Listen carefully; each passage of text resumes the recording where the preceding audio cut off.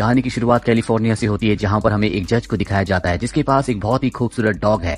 इस डॉग का नाम होता है बग। जज बग से बहुत प्यार करता है, बग भी जज से बहुत प्यार करता है। हालांकि बग बहुत समझदार है, लेकिन वो बहुत शरारती भी होता है। वो पूरे शहर में बहुत शरारतें करता है, लेकिन उसकी शरारतों को सब नजरअंदाज करते हैं क्योंकि वो एक जज का डॉग है। और एक दिन जब वो मार्केट में होता है तभी एक आदमी उसे देखता है, उससे बहुत प्रभावित हो जाता है और कहता है कि इस तरह के डॉग्स की कनाडा में बहुत जरूरत है, जहां पर सोने की खाने हैं। यहाँ पर जज का माली भी होता है जो उसकी ये बात सुन लेता है। जज का अब बर्थडे होता है जहां पर खाने की तैयारियां हो रही होती हैं और बग अपनी शरारतों के चलते खाने की टेबल को पूरी तरह से तहस नहस कर देता है, जिससे जज को गुस्सा आता है और वो रात को उसे घर से बाहर निकाल देता है। अब बग के पास अंदर जाने का कोई भी रास्ता नहीं होता और तभी उसे माली की आवाज आती है जो बग को अपने पास बुलाता है। बग जब उसके पास जाता है तो वो बग को एक बिस्किट दिखाता है जिसे वो घोड़ा गाड़ी के अंदर फेंक देता है। बग भी घोड़ा गाड़ी के अंदर चला जाता है और तभी दरवाजा बंद कर दिया जाता है और हमें बाहर माली के पास उसी आदमी को दिखाया जाता है जिसने मार्केट में कहा था कि इस तरह के डॉग्स की कनाडा में बहुत जरूरत है, जहां पर सोने की खाने हैं। वो आदमी माली को कुछ पैसे देता है जो बग देख लेता है और अब बग को एक बॉक्स के अंदर बंद करके ट्रेन से एक दूसरी जगह ले जाया जाता है। और तभी वहां पर एक आदमी आता है जिसके हाथ में एक डंडा होता है। वो बग के बॉक्स को खोलता है। बग वहां से भागने की कोशिश करता है, लेकिन वो बग को मारकर वहीं पर गिरा देता है। बग को पहली बार जिंदगी में किसी ने मारा है, लेकिन बग किसी तरह से यहाँ से भागकर बाहर चला जाता है और जब वो बाहर जाता है तो देखता है कि वो एक समुद्री जहाज के ऊपर है। चारों तरफ समंदर है, यानी कि वो चाहकर भी यहाँ से नहीं जा सकता। अब ये जहाज एक किनारे पर रुकता है जो जगह बहुत ही ज्यादा ठंडी होती है। बग को यहाँ पर नीचे उतारा जाता है। तभी बर्फ गिरना शुरू हो जाती है जिसे देखकर बग पूरी तरह से हैरान होता है क्योंकि उसने पहली बार जिंदगी में बर्फ देखी है। वो बर्फ में खेलना शुरू कर देता है और उसे मौका मिल जाता है और वो अपनी रस्सी छुड़ाकर यहाँ से भाग जाता है। और जब वो भाग रहा होता है तभी वो एक आदमी से टकराता है जिसका नाम जॉन है और यहाँ पर जॉन और बग पहली बार एक दूसरे को देखते हैं।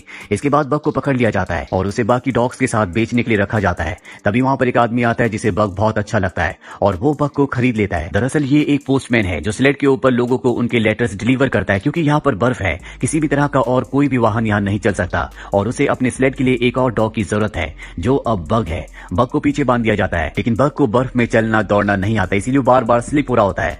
अब रात हो जाती है और बग को बहुत ठंड लगती है। पोस्टमैन और उसकी जो गर्लफ्रेंड होती है वो टेंट के अंदर सो रहे होते हैं। बग वैसे बहुत शैतान होता है, इसीलिए वो चुपके से टेंट के अंदर जाता है और पोस्टमैन की गर्लफ्रेंड को बाहर निकालकर खुद अंदर सो जाता है। जल्दी पोस्टमैन की गर्लफ्रेंड की आंख खुलती है और वो बग को टेंट से बाहर निकालकर खुद वहां पर सो जाती है। बग को कुछ भी समझ नहीं आता कि वो इतनी ठंड में कैसे सोएगा और तभी वो अपने सामने एक काली भेड़िए को देखता है जो उसी को देख रहा होता है। बग उससे डर जाता है और जब वो पीछे जाता है तभी वो एक डॉग से टकराता है जो गड्ढा करके सो रहा होता है। वो डॉग वहां से उठकर चला जाता है और बग उस गड्ढे में सो जाता है। उसे समझ में आ जाता है कि बर्फ में कैसे सोया जाता है। अगली सुबह एक बार फिर से सब के सब डॉग स्लेड को खींच रहे होते हैं, लेकिन यहाँ पर बग को अब भी बहुत परेशानी हो रही होती है। वो सीख रहा होता है कि बर्फ में कैसे भागा जाता है। काम करने के बाद इन सबको खाने के लिए फिश दी जाती है और तभी स्लेड के सबसे आगे जो डॉग भागता है, जो सबसे ज्यादा अग्रेसिव और इगोस्टिक होता है, वो दूसरे डॉग की फिश को छीन लेता है।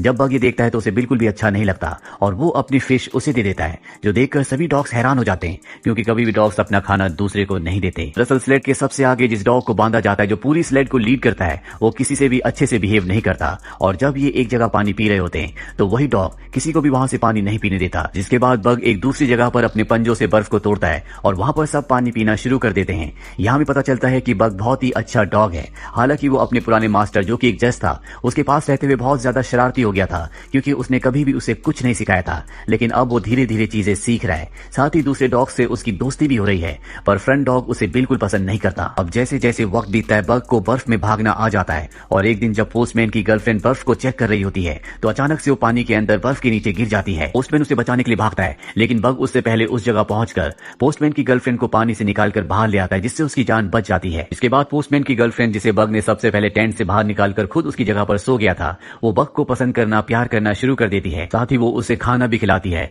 जो देखकर फ्रंट डॉग, जो कि बग से बहुत ज्यादा जेलस है, पूरी तरह से गुस्से में आ जाता है। रात को बग एक खरगोश के साथ खेला करता था और आज भी जब वो उसके साथ खेल रहा होता है तभी वहां पर फ्रंट डॉग आ जाता है और वो उस खरगोश को मार देता है। इसके बाद वो बग के ऊपर भी हमला करता है, जिससे बग बेहोश हो जाता है। पर इससे पहले कि वो बग को मारता है, यहाँ पर वही काला भेड़िया आता है जो बार बार बग को दिखता है और वो उस फ्रंट डॉग को ऊपर चट्टान से नीचे फेंक देता है। अगली सुबह दिखाया जाता है कि पोस्टमैन अपने फ्रंट डॉग को बुला रहा होता है, लेकिन वो कहीं भी नहीं होता, इसीलिए आज बग को फ्रंट पर बांधा जाता है। जिसके बाद बग बहुत तेज और बहुत अच्छी तरह से भागता है और ये देखकर पोस्टमैन और उसकी गर्लफ्रेंड बहुत ज्यादा खुश हो जाते हैं। और तभी पोस्टमैन देखता है कि ऊपर से बहुत सारी बर्फ नीचे की तरफ आ रही है, जिससे इन सब की जान जा सकती है। बग भी देख लेता है। पोस्टमैन उसे कहता है कि तुम्हें लेफ्ट जाना होगा, वो लेफ्ट का इशारा करता है, पर तभी बग देखता है कि राइट साइड में चट्टान के ऊपर वही काला भेड़िया है जो उसे पहले भी कई बार दिख चुका है और वो राइट साइड एक गुफा के अंदर चला जाता है और बड़ी समझदारी से गुफा से भागता हुआ सबकी जान बचाकर सबको बाहर ले आता है।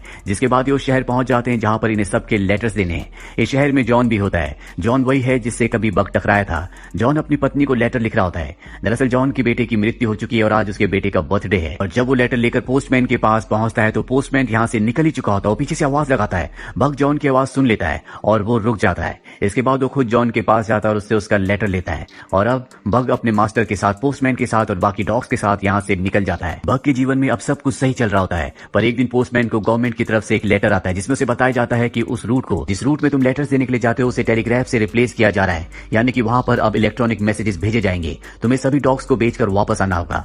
हालांकि वो ऐसा नहीं चाहता, लेकिन अब उसे सभी डॉग्स को बेचकर यहाँ से निकलना पड़ता है। और अब यहाँ पर एक बहुत बड़ा बिजनेसमैन आता है जो यहाँ पर सोना ढूंढने के लिए आया है, लेकिन उसे बहुत ज्यादा एक्सपीरियंस नहीं होता।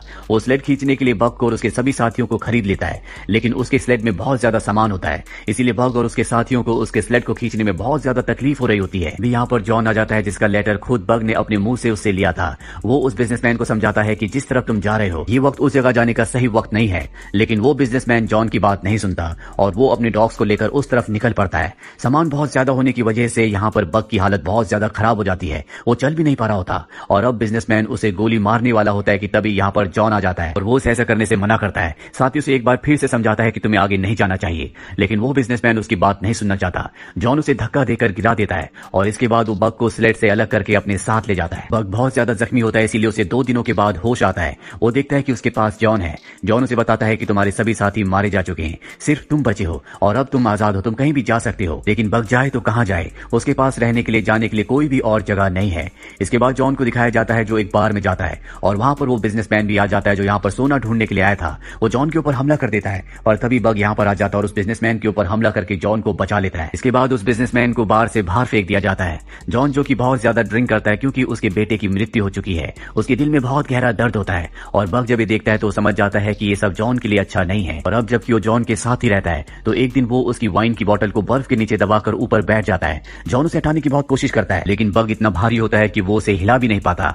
अब बग और जॉन एक दूसरे के साथ रहना शुरू कर देते हैं। एक दिन जॉन बग को एक नक्शा दिखाता है और बताता है कि इस नक्शे में एक जगह ऐसी है जहां पर बहुत सारा सोना है। मेरे बेटे ने इस पर एक लाइन खींची थी और कहा था कि अगर हमें सोने तक पहुंचना है तो हमें इस रास्ते से होकर गुजरना होगा। और इसके बाद जॉन और बग कश्ती से सोने की तलाश में नदी के रास्ते निकल पड़ते हैं। दरअसल अब बर्फ गल चुकी है और जब ये लगातार आगे बढ़ रहे होते हैं तभी इनकी कश्ती में होल हो जाता है, पानी भरना शुरू हो जाता है और इन दोनों को कश्ती छोड़नी पड़ती है।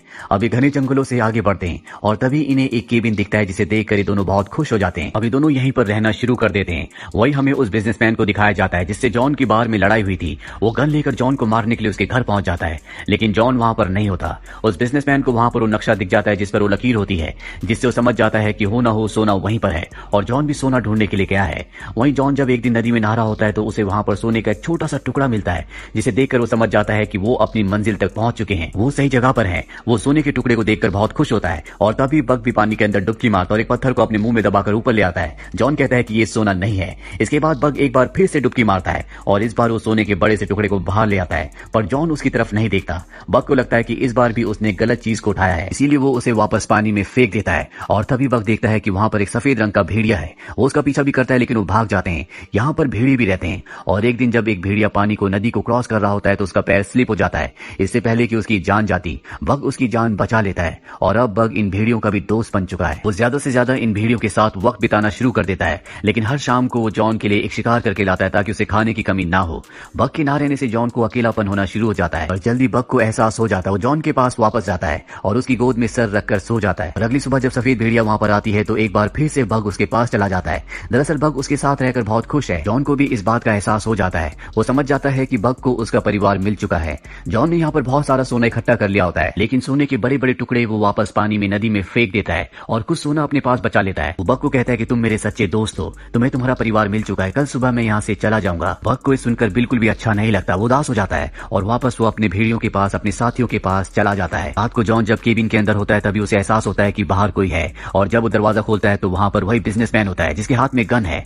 वो अपनी गन से उसके ऊपर हमला करता है जिससे जॉन के हाथ से लालटेन छूट जाती है और पूरा केबिन जलना शुरू हो जाता है। ये दोनों के दोनों बाहर आ जाते हैं। बिजनेसमैन जॉन से कहता है कि मुझे सोना दो और जब वो अपनी जेब से सोना निकालता है तो बिजनेसमैन की आंखें खुली की खुली रह जाती है। वो इसी सोने की तलाश में यहाँ पर आया था। वो इससे पहले कि जॉन को मारता यहाँ पर बग आ जाता है जो उसके ऊपर हमला करके उसे घर के अंदर फेंक देता है जिससे उसकी मृत्यु हो जाती है। जॉन को भी गोली लगी है, इसीलिए वो भी अपनी जिंदगी की आखिरी सांसें ले रहा है। बग उसके पास जाता है। जॉन उसे कहता है कि तुम्हें तुम्हारा घर मिल चुका है, अब तुम्हें अपने लिए जीना होगा। और इसके बाद जॉन की भी मृत्यु हो जाती है, जिसके बाद बग उस सफेद भेड़िए के साथ चला जाता है जो कि एक फीमेल भेड़िया है। कुछ वक्त बाद दिखाया जाता है कि बग के और उस सफेद भेड़िया के बच्चे भी हैं। साथ ही बग अपने पूरे झुंड का लीडर भी है, वो सबको लीड करता है। बग ने वाइल्ड की दुनिया को अपना लिया है जिसने उसे कॉल किया था, यानी कि the call of the wild, यानी कि वाइल्ड की दुनिया ने उसे अपनाया है। और इसी के साथ बग की कहानी यहीं पर खत्म हो जाती है। ये फिल्म ईयर 2020 में रिलीज हुई थी। IMDb पर इसकी रेटिंग है 6.7। उम्मीद करते हैं कि ये कहानी आपको पसंद